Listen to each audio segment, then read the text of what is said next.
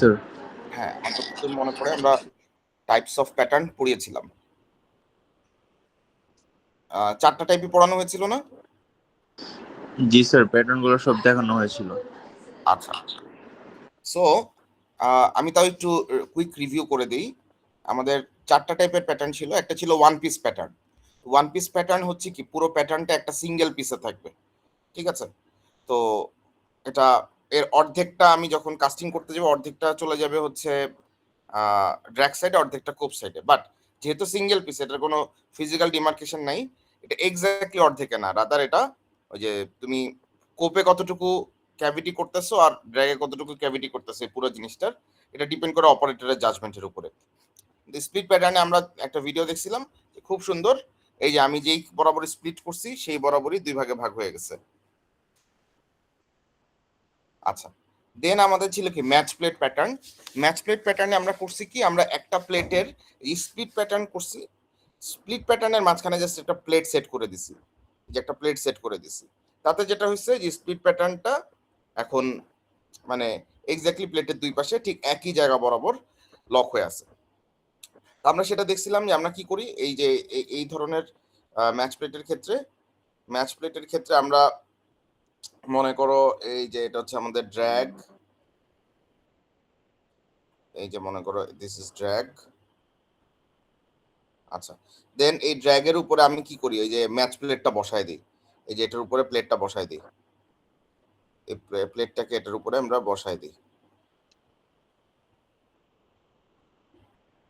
ঠিক আছে? এটা ডিফারেন্ট কালার দেখলে ভালো হইতো।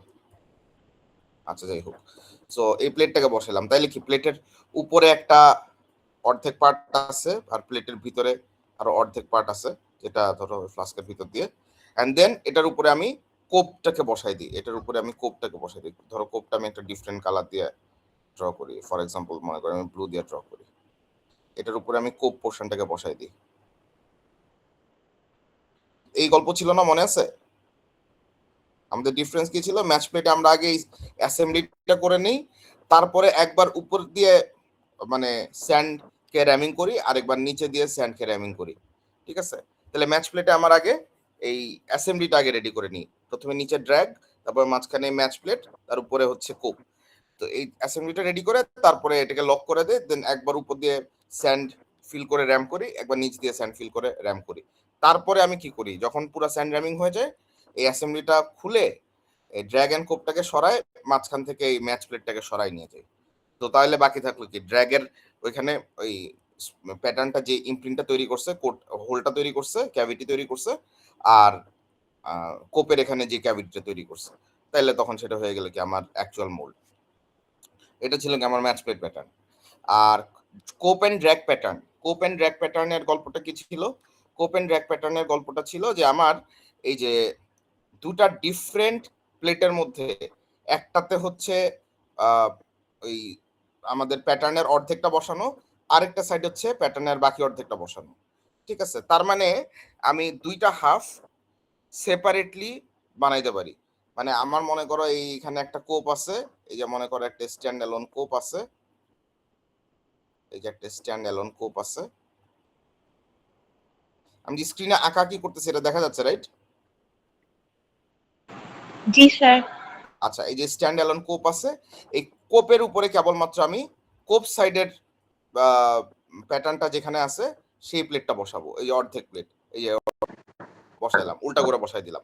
আবার ঠিক ড্র্যাগের জন্য আমি এরকম আলাদা। তার মানে কোপ এন্ড ড্র্যাগ ইয়ে থাকলে, কোপ এন্ড ড্র্যাগ মনে করো এটা ড্র্যাগ সাইড, এই ড্র্যাগের প্লেটটা এখানে আলাদা করে বসাই দিলাম।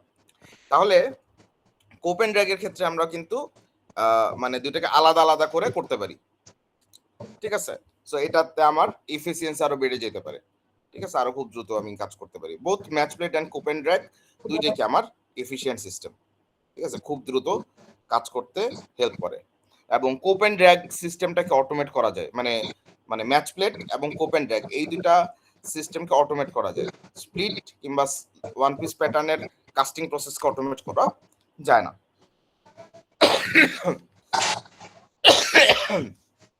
আল্লাহু আকবার। আচ্ছা, এই জিনিস আমরা দেখছিলাম তো আমরা এগুলার এক্সপ্লেনেশন দেখছি। আচ্ছা, আমরা অ্যালাউন্সেস তো লাস্ট ক্লাসে পড়িনি, রাইট? না স্যার। ওকে, আমরা অ্যালাউন্সেস এর বেসিকটা পড়েছিলাম, মানে বেসিকটা অ্যাজ ইন আমরা এই ব্যাপারে কথাবার্তা এর আগে বলেছিলাম যে আমাদের যে প্যাটার্নটা থাকে, ঠিক আছে, এই প্যাটার্নের বড় হয় কেন করতে হয়? আমি যদি হুবহু সাইজে করি, যে আমার অ্যাকচুয়াল ফাইনাল পার্টটা যেই শেপের দরকার, যে সাইজে দরকার, আমি যদি ঠিক ওই ডাইমেনশনেই প্যাটার্নটা বানাই, তাহলে সে কি করবে? সে মোল্ডের মধ্যে তো একই ডাইমেনশনে ক্যাভিটিটা তৈরি করবে। ওই মোল্ডের মধ্যে যখন আমি মোল্টেন মেটাল ঢেলে দিব, মোল্টেন মেটাল যখন আমি ঢেলে দিব, ওই মোল্টেন মেটালটা যখন সলিডিফাইড হবে, সে একটু শ্রিঙ্ক করবে, তার মানে তার অ্যাকচুয়াল সাইজ থেকে একটু ছোট ছোট হয়ে যাবে। তখন এই জন্য আমাকে কি করতে হয়? প্যাটার্নটাকে একটু বড় বানাইতে হয়। আমরা এটা বলছিলাম না ক্লাসের মধ্যে, যে এক একটা মেটালের জন্য আমার ডিফারেন্ট ডিফারেন্ট শ্রিঙ্কেজ পার্সেন্টেজ আছে, সেটা অনুযায়ী আমার প্যাটার্নকে একটু বড় বানাতে হয়। এই গল্পটা আমরা বলেছিলাম ক্লাসে, অনেকবার বলেছিলাম, রাইট? Yes sir. ঠিক একইভাবে এটা তো একটা রিজন, এরকম দেয়ার আর সাম আদার রিজনস যেটার কারণে প্যাটার্নকে আমার ইদার একটু বড় বানাতে হয় অথবা একটু ছোট বানাতে হয়, বোথ। কোনো কোনো কারণে আমার প্যাটার্নকে একটু বড় বানানো লাগতে পারে, কোনো কোনো কারণে আমার প্যাটার্নকে একটু ছোট বানানো লাগতে পারে। সো এই যে আমার প্যাটার্নকে অ্যাডজাস্ট করা, প্যাটার্নের সাইজকে অ্যাকচুয়াল যে ফাইনাল কাস্টেড পার্ট সেটার সাইজের চেয়ে একটু ছোট বা বড় করে বানানো, এই ঘটনাটাকে আমরা বলি কি? অ্যালাউন্সেস। এই ঘটনাটাকে আমরা বলি প্যাটার্ন অ্যালাউন্সেস। তো প্যাটার্ন অ্যালাউন্সেস অনেক ধরনের হইতে পারে। একদম প্রথমটা তো ভেরি অবভিয়াস, যেটা আমরা এখনো বললাম, যে শ্রিঙ্কেজ অ্যালাউন্স, ঠিক আছে? shrinkage allowance. আমি একটু লেজার পয়েন্টে নিই। If the pattern were made in the exact dimensions specified for the end product, the casting would be smaller than the required. কারণ কি? কারণ ওই যে আমার কাস্টিংটা শ্রিঙ্ক করে একটু ছোট হয়ে যাবে। তো shrinkage allowances compensates for the amount that a metal will shrink during cooling.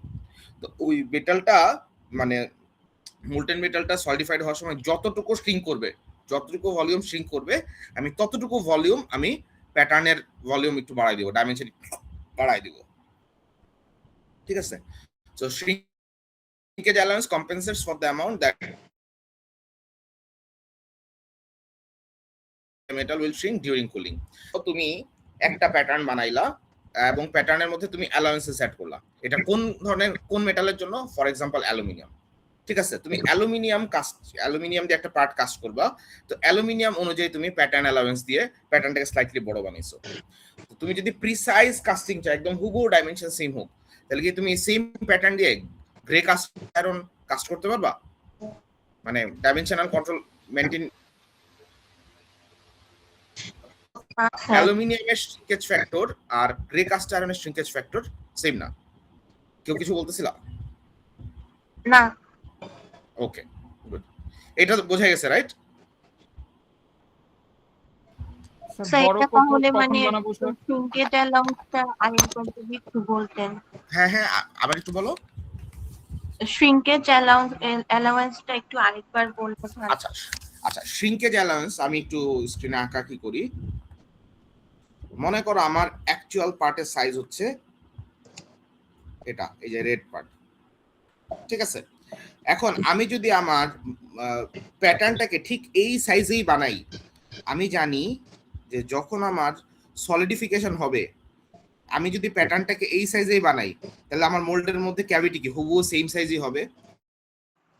জি। তো সেম সাইজে হইলে সমস্যা কি? আমি জানি আমি যখন এটাকে এটার এই ক্যাভিটির মধ্যে মোল্টেন মেটাল ঢালবো, তখন কি আমার একটু পরিমাণ চারদিক থেকে শ্রিঙ্ক হয়ে যাবে না? মনে করো এই যে আমি ব্লু লাইনটা যেখানে আঁকলাম, ওইটা ওই দাগ বরাবর একটু শ্রিঙ্ক হয়ে গেল, তার মানে বেসিক্যালি প্যাটার্ন পেলাম কি ভিতরে হ্যাচ লাইন একটু শ্রিঙ্ক হয়ে যাবে না চারদিক থেকে? মোল্টেন মেটালটা এটা তো অলওয়েজ শ্রিঙ্ক করে, জি স্যার। আচ্ছা, তাহলে এই যে আমার এক্স্যাক্টলি যে ডাইমেনশন দরকার, সেই ডাইমেনশন আমি যদি অ্যাচিভ করতে চাই, তাহলে আমার প্যাটার্নটাকে কি আরেকটু বড় বানানো উচিত না? এই যে দেখো আমি একটা গ্রিন লাইন দিয়ে ড্র করতেছি, মনে করো এই প্যাটার্নটাকে আমি রেড লাইন থেকে হালকা একটু বড় বানাইলাম। এখন কি হবে? ক্যাভিটি সাইজটি একটু বড় হবে, সে যখন মোল্টেন মেটালটা ঢেলে দিব, সে যখন সলিডিফাইড হবে, সে একটু শ্রিঙ্ক করে আমার এই যে রেড বক্স বরাবর সে এই ডাইমেনশনে চলে আসবে। ব্যাপারটা কি বুঝে গেছে? জি স্যার। আচ্ছা, এখন আমি যেটা বলছি এর পরে সেটা হচ্ছে যে এই ঘটনাটা কিন্তু ধরো তুমি সেম সেম প্যাটার্ন দিয়ে, মানে তুমি সেম শেপেরই দুইটা পার্ট বানাইতে চাচ্ছ, একটা বানাইতে চাচ্ছ অ্যালুমিনিয়াম দিয়ে, একটা বানাইতে চাচ্ছ গ্রে কাস্ট আয়রন দিয়ে, কিন্তু তোমার অবজেক্টিভ হচ্ছে দুইটা পার্টেরই ডাইমেনশন হুবহু সেম হইতে হবে। এন্ড ইন দ্যাট কেস তুমি যদি প্যাটার্ন বানাও, একটা প্যাটার্ন বানাও প্রথমটা দিয়ে তুমি, এবং প্যাটার্নে তুমি অ্যালাউন্স ইনকর্পোরেট করলা কিসের জন্য? অ্যালুমিনিয়ামের জন্য। মানে অ্যালুমিনিয়াম যতটুকু শ্রিঙ্ক করে তুমি ততটুকু ভলিউম তার বাড়াই দিলা। কারণ গ্রে কাস্ট আয়রন কি অ্যালুমিনিয়ামের সমপরিমাণ শ্রিঙ্ক করবে না। ডিফারেন্ট হবে না, রাইট? তো তখন আমি যদি সেম প্যাটার্ন দিয়ে গ্রে কাস্ট আয়রনও কাস্টিং করতে চাই, ডাইমেনশনাল অ্যাকুরেসি আমি মেইনটেইন করতে পারবো? না স্যার। ব্যাপারটা কি বুঝতে পারছো?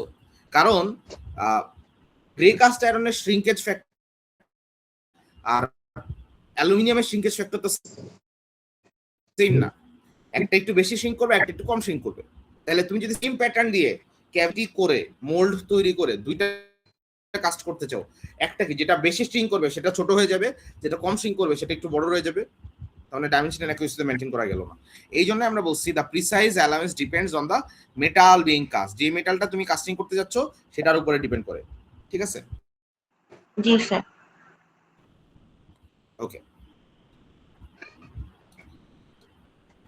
তো চলে আসি আমরা ড্রাফট অ্যালাউন্স। সেকেন্ড যে অ্যালাউন্সটা আমরা পড়বো সেটা হচ্ছে কি ড্রাফট অ্যালাউন্স, ঠিক আছে? ড্রাফট অ্যালাউন্সটা কি? আচ্ছা, খেয়াল করে দেখো তো, আমার এই যে স্যান্ড, আমি যখন মোলটা বানাই ইনিশিয়ালি আমি কি করি, ড্র্যাগটা অর্ধেক করে রাখলাম, মনে করো একটা স্প্লিট প্যাটার্ন, আমি ড্র্যাগটা অর্ধেক করে রাখলাম, ড্র্যাগ রাখলাম, আমার প্যাটার্নের অর্ধেকটা রাখলাম, তারপরে সেটাকে স্যান্ড দিয়ে কম্প্যাক্ট করলাম। আমরা ভিডিওটা দেখছি না? জি স্যার, দেখেছি। ওকে, এখন আমি যখন প্যাটার্নটা উইথড্র করতে যাব, প্যাটার্নটাকে স্যান্ডের সাথে একটা মানে কোহেশন মানে অ্যাডহেশন ফিল করবে না? প্যাটার্নটাকে স্যান্ড ধরে রাখতে যাবে না? Yes sir. আচ্ছা, তো এখন এই যে প্যাটার্নটাকে ধরে রাখতে চাচ্ছি, কিন্তু আমার তো প্যাটার্নটাকে বের করে নিয়ে আসতে হবে। সো এইরকম কেসে কোন ধরনের শেপের জিনিসকে বের করে নিয়ে আসা ইজিয়ার? তোমার যদি প্যাটার্নটা এরকম পারফেক্টলি রেক্টেঙ্গুলার হয়, এটাকে বের করা কিন্তু একটু ডিফিকাল্ট, বা বের করতে গেলে ওই তোমার ক্যাভিটির সাইড দিয়ে ওয়ালে হালকা করে ভেঙে যেতে পারে। এটাকে ট্যাকেল করার ওয়ে কি? তোমার যেখানে এরকম একদম পারফেক্টলি রেক্টেঙ্গুলার আছে সেটাকে তুমি একটু ট্যাপার শেপ করে দিবা। তো ট্যাপার শেপের জিনিসকে কিন্তু উইথড্র করা থেকে তুলে নিয়ে আসা ইজিয়ার, রাইট? এই যে এই ছবিটা দেখে হচ্ছে না, ডান দিকের ছবিটা দেখে? জি স্যার।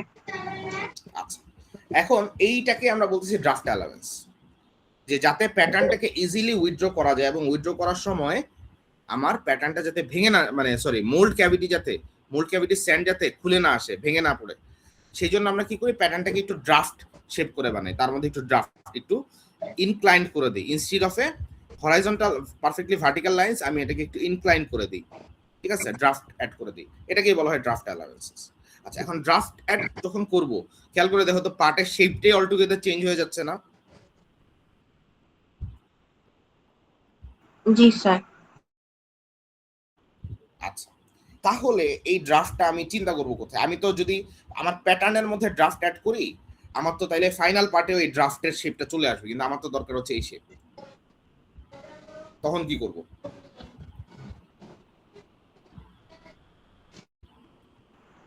তখন উপরের ওইগুলাকে এক্সেসটাকে আমরা আমাদের যে রকম ডিজায়ার্ড শেপ ওই অনুযায়ী মানে ছাড়িয়ে নিব বা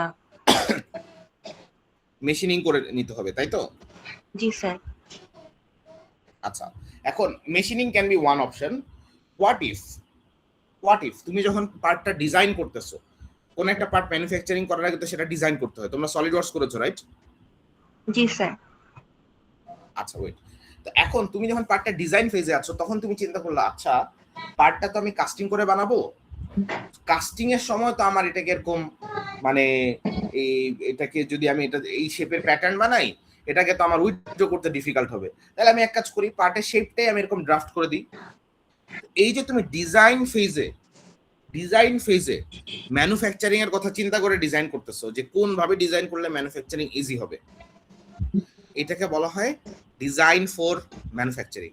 এই কনসেপ্টটাকে বলা হয় ডিজাইন ফর ম্যানুফ্যাকচারিং।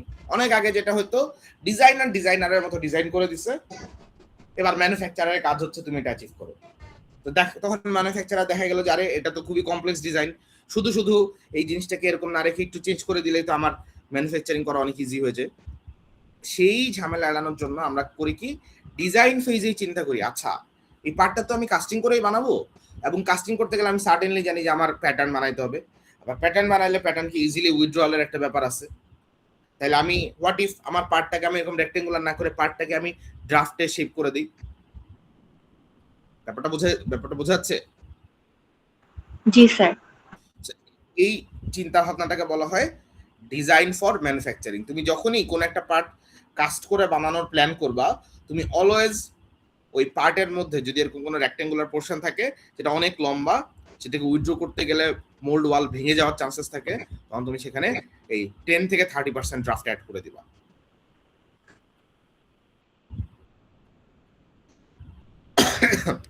এই ড্রাফট অ্যালাউন্সের আরেকটা নামও আছে, এটাকে বলা হয় ট্যাপার অ্যালাউন্স। আমি এটা একটু পড়ি, দেখো the pattern needs to incorporate suitable allowances for draft, which means that its sides are tapered instead of being perfectly vertical. Side গুলোকে একটু ট্যাপার হবে, so that when it is pulled from the sand it will tend not to drag sand out of place along with it. সে যখন বের হয়ে আসবে সে সাথে সাথে বালুকে টান দিয়ে উপরে নিয়ে আসবে না, কিন্তু এটা যদি এরকম পারফেক্টলি ভার্টিক্যাল লাইনস থাকে সে কিন্তু যখন বের হয়ে আসবে সে তার সাথে স্যান্ডকে টাচ করতে করতে ড্র্যাগ করতে করতে নিয়ে আসবে, তখন তোমার মোল্ড ক্যাভিটি কিন্তু ভেঙে যাবে। পারফেক্টলি শেপ মানে খুব স্মুথ শেপ কিন্তু তখন তুমি পাবা না, smooth surface. So this is draft allowance. কোনো কোশ্চেন আছে? স্যার ডিজায়ার শেপ তো স্যার আমার যদি রেক্টেঙ্গুলার থাকে, আমি যদি স্যার টেপার করে বানাই তাহলে তো স্যার ডিজায়ারটা ফুলফিল হবে কি? আচ্ছা, তাহলে কথা হচ্ছে যে আমরা ট্রাই করব যে যখনই কোনো একটা কাস্টিং করে আমি পার্ট বানাবো সেই পার্টে যাতে আমার এই ধরনের ডিজাইন নাই থাকে, আর যদি ডিজাইন থাকেই এরকম শেপই আনতে হয়, তখন আমাকে দেখতে হবে যে আচ্ছা আমি কি শুধু এটা কাস্টিং করে বানাইতে পারি? কাস্টিং মানে কি স্যান্ড কাস্টিং ছাড়া তো আরো অনেক ধরনের কাস্টিং আমরা পড়বো সামনে, তাহলে এটা কি স্যান্ড কাস্টিং করে বানাবো নাকি এটাকে ডিফারেন্ট কোনো একটা কাস্টিং মেথডে নিয়ে যাব? যদি তোমার হাতে অপশন একমাত্র স্যান্ড কাস্টিংই থাকে তখন তুমি কি করবা? তুমি হালকা ড্রাফট অ্যাড করবা, খুবই অল্প পরিমাণ ড্রাফট অ্যাড করবা, এবং সেটাকে তুমি তখন ফাইনাল কাস্টিং করার পরে লেদ মেশিন বা অন্য কোনো মেশিন দিয়ে টার্নিং করে নিতে হবে, বা সেটার ওই এক্সেস ম্যাটেরিয়ালটাকে রিমুভ করে নিতে হবে। ব্যাপারটা বোঝা গেছে? জি স্যার। অপশনস আর দেয়ার। আমরা ট্রাই করি কি যত কম স্টেপে ম্যানুফ্যাকচার করা যায়, যত স্টেপ বাড়বে আমার খরচ তত বেড়ে যাবে, তাই না? জি স্যার।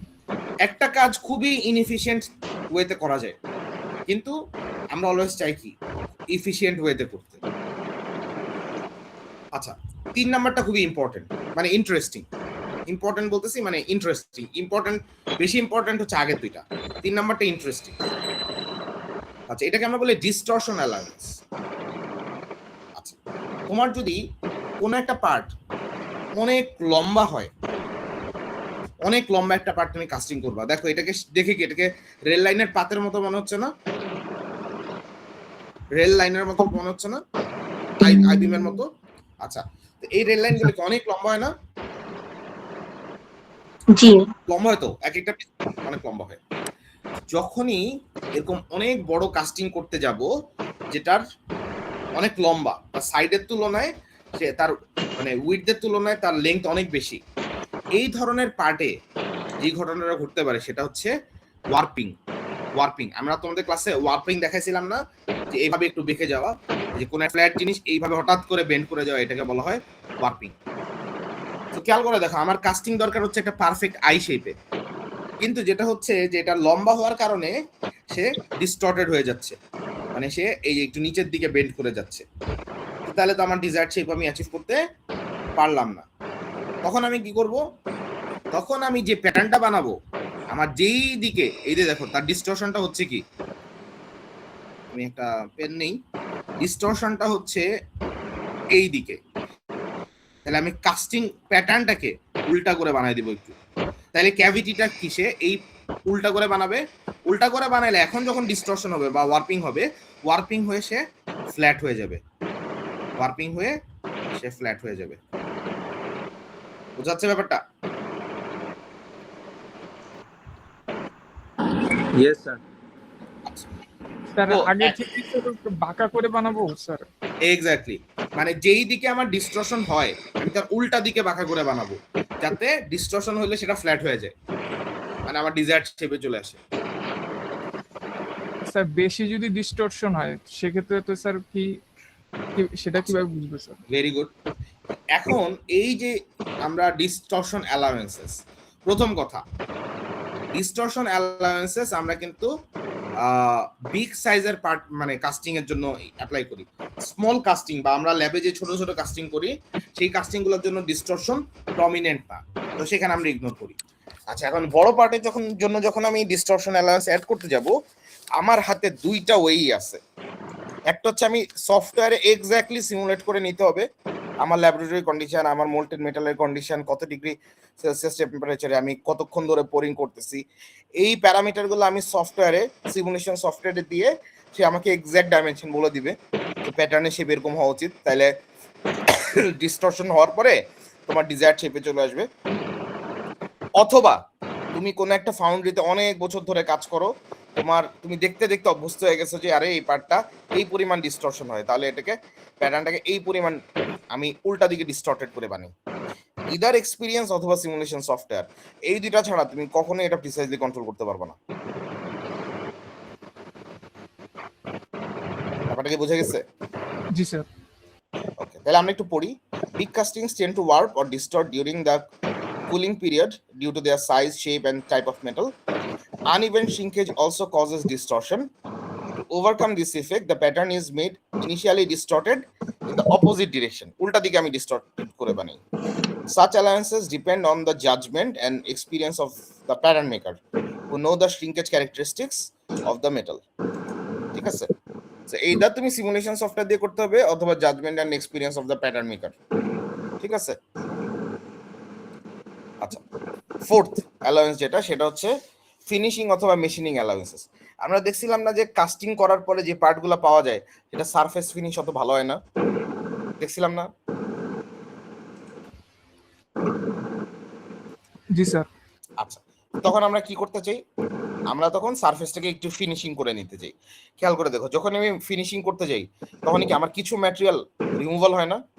কারণ ফিনিশিং করতে গিয়ে আমি যদি মনে করো আমার কাস্টেড পার্টটাকে ফাইনাল ডাইমেনশনে কাস্টিং করি, তারপরে তার উপরে ফিনিশিং করতে যাই, মানে ম্যাটেরিয়াল রিমুভাল করতে যাই, তাহলে কি তার ডাইমেনশন একটু ছোট হয়ে যাবে না? জি স্যার। সো আমার এই ফিনিশিং বা মেশিনিং করতে যদি আমার মনে হয় যে না আমার কাস্টেড পার্টের সারফেস ফিনিশ ভালো না, ফিনিশিং বা মেশিনিং করতে হবে, তখন আমি কি করি, প্যাটার্নটাকে স্লাইটলি একটু বড় করে রাখি, যাতে আমার কাস্টেড পার্টটা স্লাইটলি বড় হয়, পরে মেশিনিং করে আমি আমার এক্সাক্ট ডাইমেনশনে রিকোয়ার্ড ডাইমেনশনে নিয়ে আসবো। So দেখো, the rough surface of the casting are to be finished or machined. Therefore, rough casting must be made bigger than the actual component in size. Hence, the pattern should also be bigger in size than the actual component. ঠিক আছে? তাহলে আমরা যে চারটা পড়লাম, শ্রিঙ্কেজের ক্ষেত্রে কি প্যাটার্নটাকে একটু বড় হইতে হয়, ড্রাফটের ক্ষেত্রে প্যাটার্নটাকে কি একটু বড় হইতে হয়, মানে ট্যাপার্ড ওয়েতে বড় হইতে হয়। ডিস্টরশনের ক্ষেত্রে আমরা বলছি যে উল্টা করে দিতে হয়, কিন্তু ডিস্টরশনেও তো আমার ধরো মানে ডিস্টরশনে কিন্তু খেয়াল করে দেখো, ডিস্টরশনে কিন্তু আমি বড় করতে হবে না ছোট করতে হবে সেটা বলতেছি না, আমি কিন্তু অল টুগেদার শেপ চেঞ্জ করে ফেলতেছি। বড় ছোটও কিন্তু আমি অ্যাকোমোডেট করতেছি শ্রিঙ্কেজে। ড্রাফটে ডিস্টরশনে কিন্তু বড় বা ছোট ইম্পর্টেন্ট না, ইম্পর্টেন্ট হচ্ছে তার শেপ চেঞ্জ করে দিতে হবে। ফিনিশিং এর ক্ষেত্রে আমি কি শেপ সেম রেখে হালকা একটু বড় করে দিচ্ছি, লাইকওয়াইজ শ্রিঙ্কেজ। যেই চারটা দেখলাম, চারটার কোনটাতে কিন্তু আমাকে ছোট করতে হবে এরকম কিছু পাইনি আমরা, রাইট? যে ওই কারণে আমার প্যাটার্নটাকে স্লাইটলি ছোট করতে হবে। চলো 5 নাম্বারটা, দ্য লাস্ট ওয়ান, এটাকে আমরা বলি shaking or rapping allowance. Shaking or rapping allowance. আচ্ছা, আমরা যখন ওই যে মোলটা বানাই, মানে ধরো ড্র্যাগের মধ্যে প্যাটার্নের অর্ধেক রেখে স্যান্ড দিয়ে কমপ্যাক্ট করলাম, তারপরে কোপের মধ্যে প্যাটার্নের বাকি অর্ধেক রেখে স্যান্ড দিয়ে কমপ্যাক্ট করলাম। এখন এই যে প্যাটার্নটাকে আমি যখন মোল্ড থেকে উইথড্র করব, এটাকে হালকা করে একটু বাড়িয়ে দিতে হয় না, যাতে সে একটু লুজ হয়? তোমাদের কি ভিডিওটা মনে জি স্যার। আছে? আচ্ছা, তো এই যে তুমি যখন হালকা করে বাড়িয়ে দিবা, সে কি ওই এই যে ধাক্কাটা কি মোল্ড ক্যাভিটিতে লাগবে না? মোল্ড ক্যাভিটিটা স্লাইটলি বড় হয়ে যাবে না, ইয়েস স্যার। রাইট? এই যে তুমি যখন শেকিং করতেছো বা র্যাপিং করতেছো, মানে এই প্যাটার্নটাকে মোল্ড থেকে উইথড্র করার ট্রাই করতেছো, তখন তুমি যে ধাক্কি করতেছো, হালকা হালকা একটা ধাক্কা দিচ্ছ, হালকা একটা পাঞ্চ দিচ্ছ, ওটার কারণে তোমার মোল্ড ক্যাভিটি বড় হয়ে যায়। তো তুমি যদি প্যাটার্নটাকে স্লাইটলি ছোট করে বানাও, তাহলে তুমি যখন ধাক্কাটা দিবা, সেই ধাক্কার সাথে কি ওই স্লাইটলি ছোটটা একটু বড় হয়ে যাবে, এই জিনিসটা অ্যাডজাস্ট হয়ে যাবে। ব্যাপারটা বোঝা যাচ্ছে? তো খেয়াল করে দেখো, when the pattern is wrapped or shaken for easy removal from the cavity, it is found that the cavity in the mold is slightly increased in size.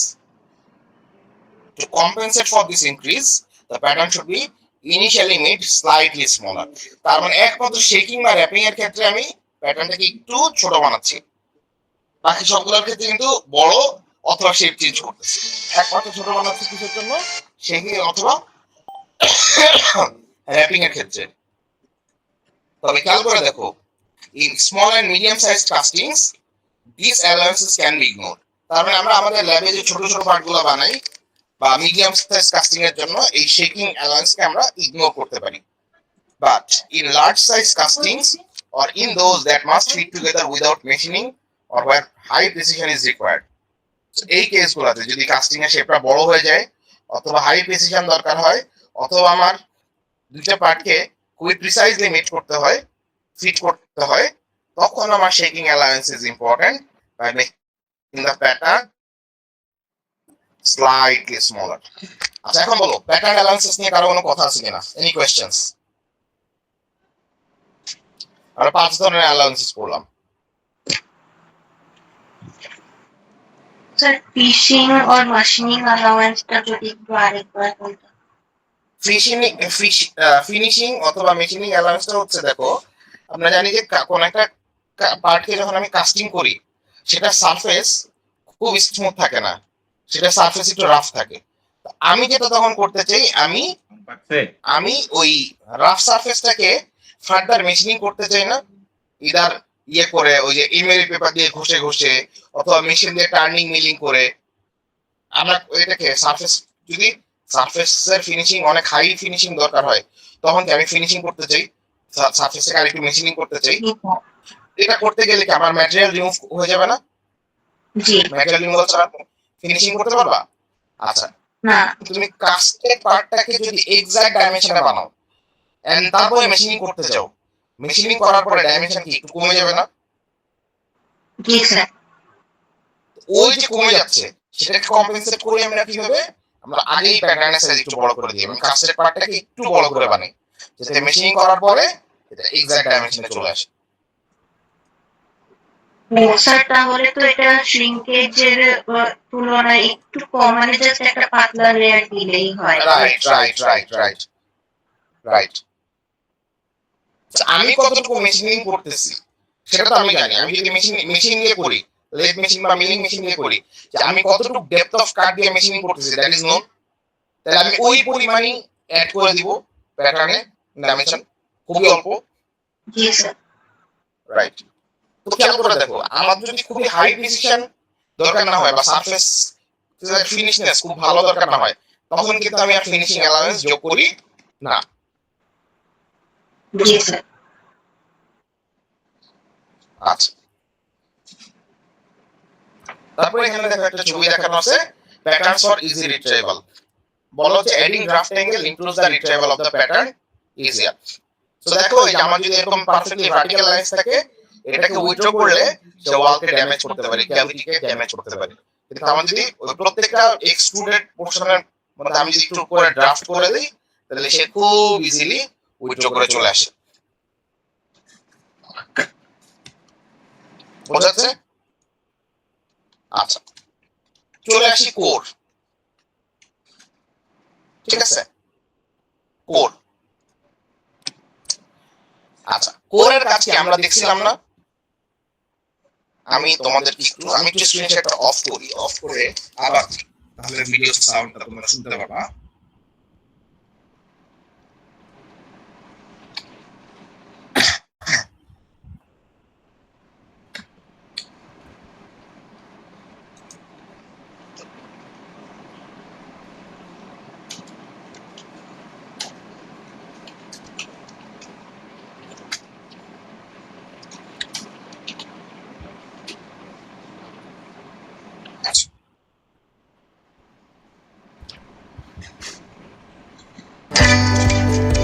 এই ভিডিওটা লাস্টে দেখছিলাম, আমি একটু ক্লিক নিয়ে যাই। Of the housing. We use the two-part block. Make sure it's full. এই core Fill বানানোটা the দেখছিলাম top না? core, which you can carefully lay across. এই যে দেখছো, আমি প্রথমে মোল্ড ক্যাভিটি বানালাম, তারপর আমি একটা কোর বানালাম। কোর কেন লাগে? আমার যদি কোনো কাস্টেড পার্টের ভিতরে হলো স্পেস থাকতে হয়, তাহলে সেই জায়গাটা যাতে মোল্ড মেটাল দখল করতে না পারে সেটা আমি চেক করি কি কোর বানাই। সেই কোর এখানে প্লেস করলাম। The two halves go together. Again, just checking for loose sand. দেখছো, so this is core. Locate a pin. Put it together. আচ্ছা, And আরেকটা that's জিনিস it for pouring. Locate a pin. As these locate, আচ্ছা, এই যে দেখো, এটা আমার প্যাটার্নটা ছিল। প্যাটার্নের এই কালো দুটো পোরশন কিন্তু আমার ফাইনাল পার্টের, মানে ফাইনাল পার্টটা দেখতে কিন্তু আমার এই যে এরকম। দাঁড়াও আমি দেখাই তোমাকে ফাইনাল পার্টটা কোথায় আছে। first one is a small. এই যে খেয়াল করে দেখো, this is the final part. এটা কিন্তু হলো, কিন্তু আমি যখন প্যাটার্নটা নিচ্ছি, এই যে দেখছো প্যাটার্নে কিন্তু এরকম এক্সট্রা দুটো কালো পোরশন আছে। তো এটা কেন? এটা যেটা করে, এটা মোল্ড ক্যাভিটির মধ্যে Indication of where we cut. এই যে দেখো মোল্ড ক্যাভিটির মধ্যে অ্যাডিশনাল দুটো সিটের মতো পোরশন, এরকম খাঁজের মতো পোরশন দুই সাইডে। খেয়াল করে দেখছো, এটা বলে সুবিধা কি, এটার মধ্যে যাতে কোরটা খুব সুন্দর করে বসে যায়, কোরটা যাতে নড়াচড়া না করে। এই কারণে এই যে এক্সট্রুডেড পোরশনটুকু থাকে, যেটা মোল্ড ক্যাপ মানে ফাইনাল পার্টের অংশ না, কিন্তু সেই অংশটুকুতে আমরা খাঁজ কেন তৈরি করি, যাতে আমার কোরটা বসে যায়। তো সেই জায়গাগুলোকে বলা হয় কোর প্রিন্ট। যে এখানে এই সাইডে, ওই সাইডে, এই মোল্ডের এই সাইডে, এই সাইডে চারটা কোর প্রিন্ট আছে। কোর প্রিন্ট আমরা দেখি কেন, যাতে কোরটা খুব সুন্দর করে বসে যায়। তো আমরা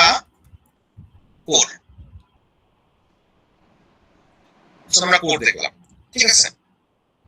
এখন একটা ব্যাপার, আমার যদি আমি যে পার্টটা এখানে বানাইছি, ওই যে সেটা তো একদম থ্রু হোলটা একদম কি পার্টের এই মাথা থেকে ওই মাথা পর্যন্ত। কিন্তু কখনো যদি আমার কাস্টেড পার্টের হোল থ্রু না হয়, ব্লাইন্ড হোল হয়, যে মনে করো এক সাইড থেকে হোল হয়ে হয়ে মাঝখানে গিয়ে থেমে গেল, অন্য সাইড পর্যন্ত হোল প্রোপাগেট করলো না, তখন আমি কি করব?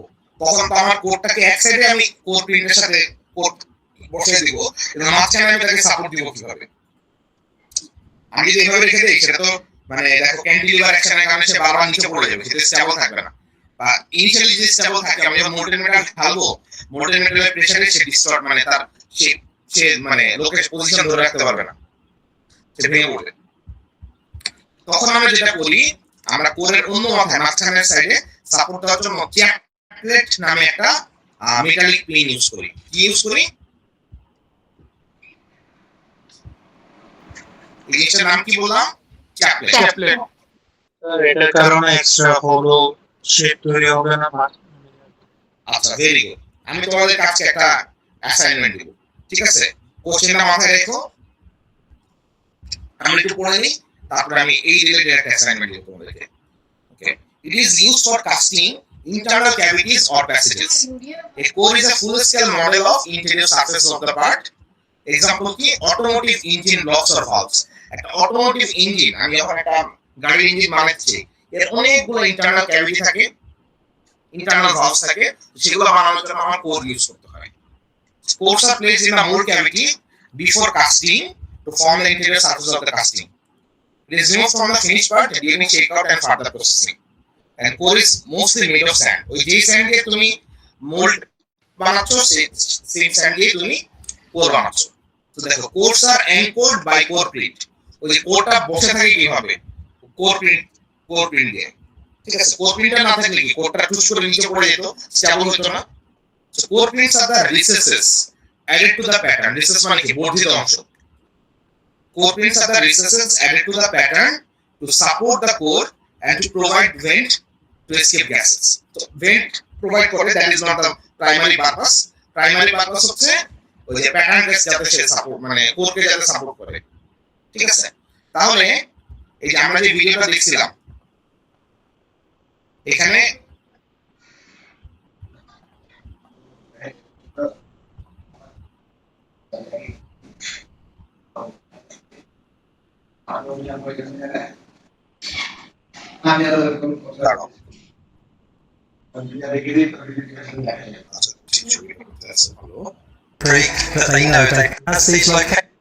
তাহলে এই যে কালো যে পোর্শন এই প্যাটার্নের মধ্যে যে কালো পোর্শন গুলো সেগুলো কি? Core print. কারণ সেগুলো কি ওই খাঁচা তৈরি করতে হেল্প করে। A common problem with cores is that they may lack sufficient structural support in the cavity. So মাঝখানে ভেঙে পড়ে যেতে পারে। So chaplets keep the core from shifting by anchoring it in place. So এই chaplet দিয়ে আমি কোরকে জায়গা মতো ধরে রাখতে হেল্প করতে পারি। So chaplets are made of a metal with higher melting temperature than the casting metal. And cores are generally made in a manner similar to that used in mold making. তোমাদের অ্যাসাইনমেন্টে যে কোশ্চেনটা থাকবে মানে তোমাদেরকে লিখে জমা দিতে হবে না, আমি তোমাদেরকে ক্লাসে আস্ক করব। কোশ্চেনটা হচ্ছে যে তোমাদের ফ্রেন্ড যেটা বললো, এই যে চ্যাপলেট দিয়ে আমি যখন বানাবো, তো চ্যাপলেটে তো আমার মেটালও মানে আমি যে মোল্ডেন মেটালটা ঢালবো সেও তো এই জায়গাটা দখল করতে পারবে না।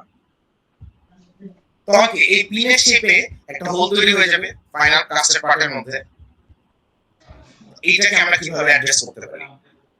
তোমাদের কাজ হচ্ছে এটা একটু অনলাইনে খুঁজে বের করা, বইতে বা অনলাইনে ঘাটাঘাটি করে খুঁজে বের করা যে হোয়াট ইজ দ্য সলিউশন, কিভাবে আমি এটা ইরাডিকেট করতে পারি। কোশ্চেন কি বোঝা গেছে? জি স্যার।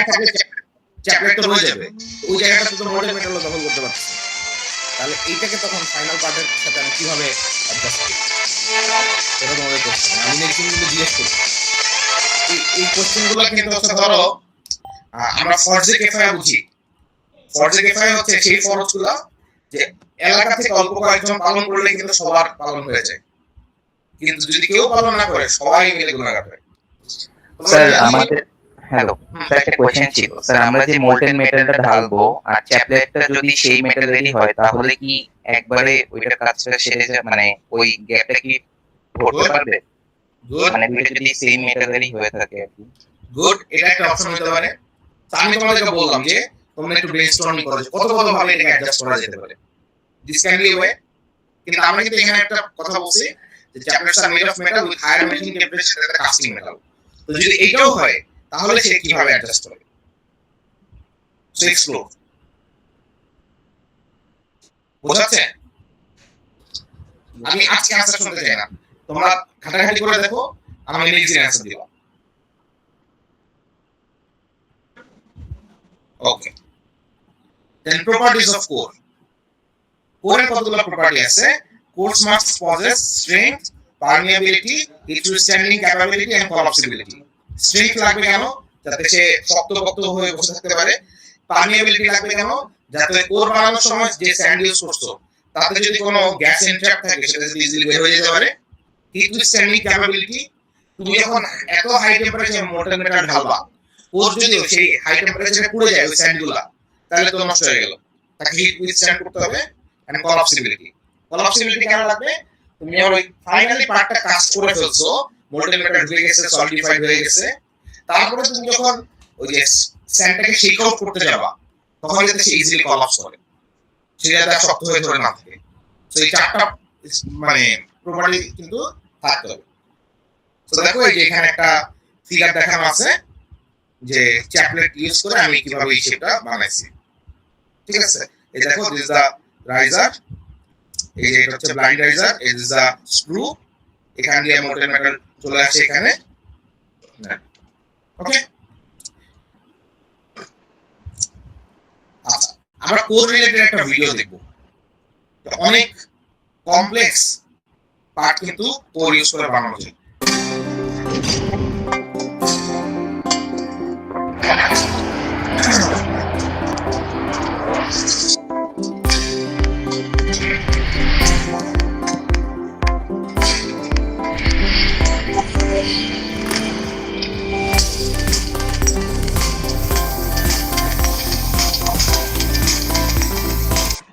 খেয়াল করে দেখো এখানে ইনিশিয়ালি অরেঞ্জ কালারের যে অবজেক্টটা দেখাচ্ছে this is the final part, মানে আমি এই শেপে একটা পার্ট বানাতে চাই, এটা হচ্ছে আমার প্যাটার্ন।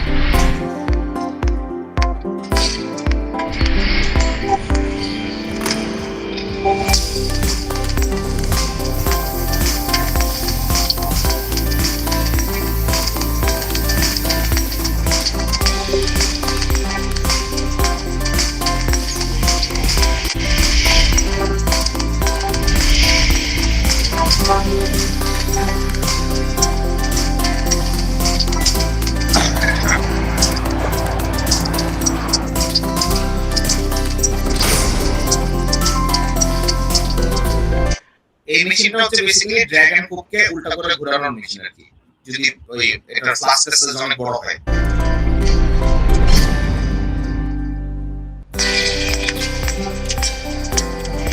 আচ্ছা খেয়াল করে দেখো এখন এই যে মোল্ড ক্যাভিটিটা তৈরি হয়েছে এর ভিতরে আমি কতগুলো কোর অ্যাড করতেছি, অনেকগুলো কোর।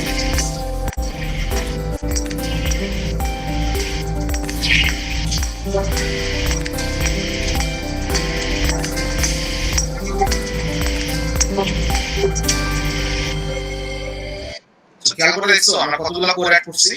তো এটাও কিন্তু পসিবল যে একটা মোল্ড ক্যাভিটির ভিতরে আমি অনেকগুলো কোর অ্যাড করে আমি একটা কমপ্লেক্স পার্ট তৈরি করব।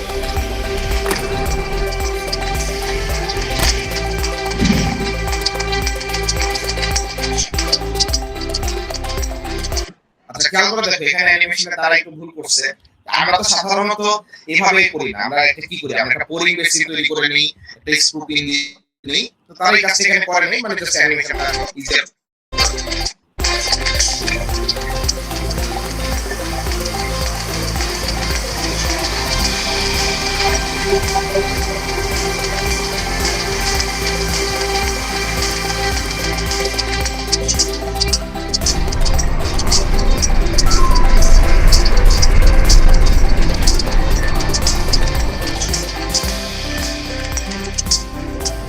বুঝে গেছে? আমরা কিন্তু এরকম অনেকগুলো কোর ইউজ করে অনেক কমপ্লেক্স পার্ট তৈরি করে ফেলতে পারি। আচ্ছা কোর নিয়ে আমাদের আরেকটু পড়াশোনা আছে, সেটা হচ্ছে one of the hazards during coring is that buoyancy of the molten metal will displace the core. Molten metal এর buoyancy force, upward force core কি উপরের দিকে ঠেলে দিতে যাবে, ঠিক আছে? So buoyancy results from the weight of the molten metal being displaced by the core according to the Archimedes principle, ঠিক আছে? তাহলে buoyancy force টা কত হবে? Weight of the molten metal displaced by the core and weight of the core, এই দুটার বিয়োগফলের সমান।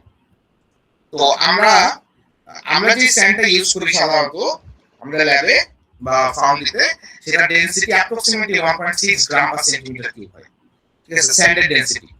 আর different molten মেটালের ডেনসিটি কত সেটা এখানে চার্টে দেওয়া আছে।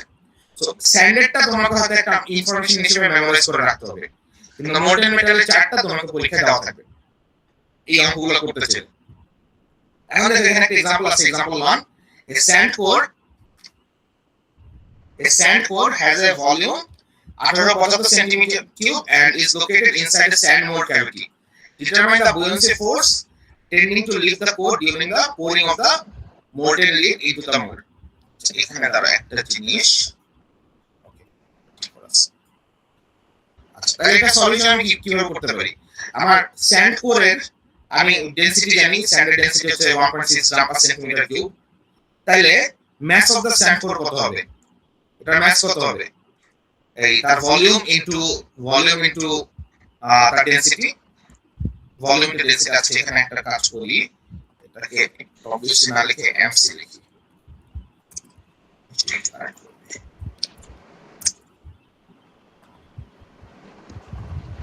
আচ্ছা, তাহলে mass of the sand core কত হবে? যে তার ভলিউম ইনটু ডেনসিটি। আচ্ছা, আমার এখানে বলছে যে determine the buoyancy force tending to lift the core during the pouring of molten lead into the mold। তার মানে আমরা যে মেটালটা ইউজ করছি সেটা কোনটা? lead। তো lead-এর ক্ষেত্রে দেখো তো, lead-এর ক্ষেত্রে ডেনসিটি কত? 11.6 মিটার কিউব। তাহলে lead-এর ক্ষেত্রে নিলাম 11.3। তাহলে therefore mass of the molten metal which is being displaced by the core, সেটা mass কত হচ্ছে? same volume but density হচ্ছে 11.3। সেই ঘটনা কিন্তু আমরা ক্লাস 7 এটা পড়ে আসছি অলরেডি। তাহলে এটা হচ্ছে আমার displaced molten metal and mass। তাহলে আমার লাগবে কি? তাদের weight এর difference. So weight of the molten metal minus weight of the core। তাহলে তাদের mass বিয়োগ করে সেটার সাথে যদি 9.8 গুণ দিয়ে দিই তাহলে তো weight হিসেবে চলে আসে। So that's the buoyancy force। এটা সিম্পল, বুঝে গেছে? স্যার বুয়ান্সি ফোর্সটা, হ্যাঁ স্যার বুয়ান্সি ফোর্সটা কি ইন্ডিকেট করতেছে স্যার আমাকে? আচ্ছা, buoyancy force ইন্ডিকেট করতেছে যে কোরের উপরে নিচ থেকে উপরের দিকে কত ফোর্স কাজ করবে। এটা আমরা কি কাজে ইউজ করি সেটা বলি। সেটা হচ্ছে আমরা কখনো যদি দেখি যে buoyancy force অনেক বেড়ে যাচ্ছে, তার মানে কি? দেয়ার ইজ এ চান্স যে মোল্ড ক্যাভিটির ভিতরে কোরটা ভেঙে যাবে। তা আমি যখন ডিজাইন ফেজে থাকবো, সিমুলেশন করব, তখনই আমার ওই মোল্টেন মেটালের জন্য buoyancy force কেমন হবে সেটা অ্যানালাইসিস করে ওই যে স্যান্ডের মধ্যে তুমি যে কোর বানাচ্ছো, কোরে তখন তুমি অ্যাডিশনাল অ্যাডিটিভ ইউজ করবা যাতে তুমি buoyancy force উইথস্ট্যান্ড করতে পারো। বুঝা যাচ্ছে কেন এই অ্যানালাইসিসটা দরকার? স্যার বুয়ান্সি buoyancy force মানে কি? buoyancy force অলওয়েজ কম হওয়া ভালো। বুঝা যাচ্ছে? জি স্যার। ওকে, আমাদের মিটিং আর কতক্ষণ আছে আমি একটু দেখো। আচ্ছা, 7 মিনিট। আমাদের আজকের লেকচার অলমোস্ট শেষ হয়ে গেছে। তো আজকে আমরা এই পর্যন্ত পড়ি, ঠিক আছে? তোমাদের ক্লাসরুমে দেখো স্লাইড 69 পর্যন্ত আপলোড করা আছে। সো দ্যাটস প্রিটি মাচ ইট। আমি যেটা করতেছি এখন, আমি একটু তোমাদের অ্যাটেন্ডেন্স শিটটা দিয়ে দেব। Attendance sheet, attendance sheet.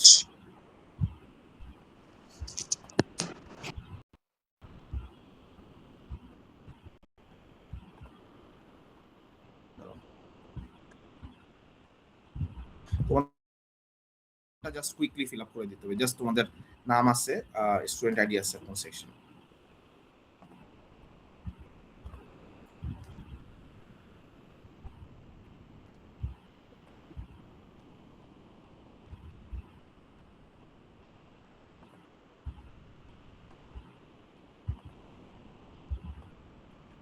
Sir অ্যাটেন্ডেন্সটা কি ক্লাসরুমে দিচ্ছেন নাকি? আমি গুগল ফর্ম, আমি এই ইয়ের মধ্যে দিয়ে দিব, মিটিং লিংকের মধ্যে দিয়ে দিচ্ছি। আচ্ছা sir.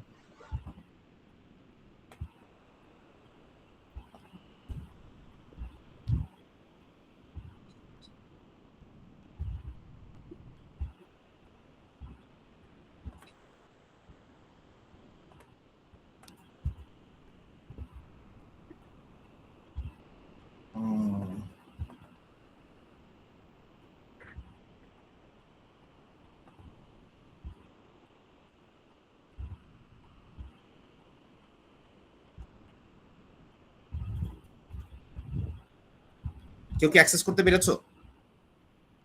Sir document not publish বলতে স্যার লস্ট পাবলিশ দেখাচ্ছে। হ্যাঁ নট। আচ্ছা দাঁড়াও,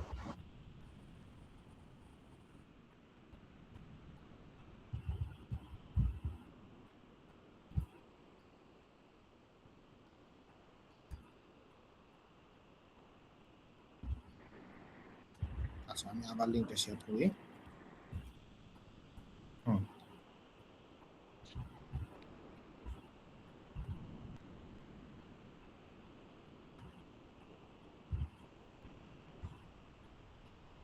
এখন ঢুকতে পারছো সেকেন্ড না লিংকে? স্যার এখনো ইনকনভিনিয়েন্স দেখাচ্ছে।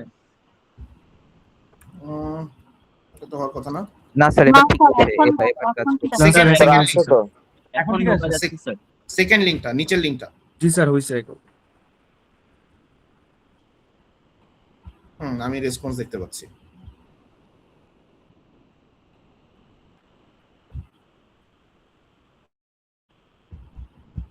কি কি হ্যাম্পার করতে পারে স্যার? বুয়েন্সি ফোর্স বেশি হয়ে গেলে তুমি চিন্তা করো একটা কোর মাঝখানে ভেসে আছে, তাকে নিচ থেকে কোনো একটা জিনিস বারবার ধাক্কা দিচ্ছে, উপরে আপওয়ার্ড ডিরেকশনে ইয়ে করা ট্রাই করতেছে, তাহলে সে মাঝখান দিয়ে ভেঙে যাওয়ার চান্স হবে না? ক্র্যাক ফরমেশন করার চান্স হবে না? জি স্যার। ব্যাপারটা কি বুঝতে পারছো? মানে আমি তো চাই না যে সে ভেসে উপরে উঠে যাক, আমি তো চাই সে মাঝখানে যেখানে বসে আছে সেখানেই বসে থাকুক। মানে আবার উপরের দিকে আবার চলে আসে আমার। হ্যাঁ, মানে যাতে উপরের দিকে ডিসপ্লেস না হয়। বুয়েন্সি ফোর্স বেশি হয়ে গেলে কি সে কোরকে ডিসপ্লেস করা ট্রাই করবে? জি স্যার। সেটা আমরা চাই না। That is not warranted.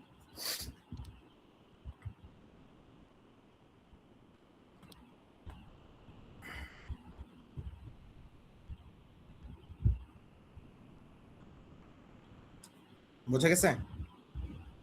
আচ্ছা, জি স্যার। আমি 32 জনের রেসপন্স পেয়েছি, কিন্তু আমি দেখতে পাচ্ছি এখানে 36 জন আছো। কেউ কি মাল্টিপল অ্যাকাউন্ট দিয়ে লগ ইন করেছিলে? স্যার আমি করেছিলাম, আমার ওই যে পিসি অফ হয়ে গেছিল, তো এরপর আমি মোবাইল দিয়ে আচ্ছা। করছিলাম, কারেন্ট চলে গেছিল। আচ্ছা, এমন কি আছো যে এখনো সাবমিট করতে স্যার। পারোনি? বলেন।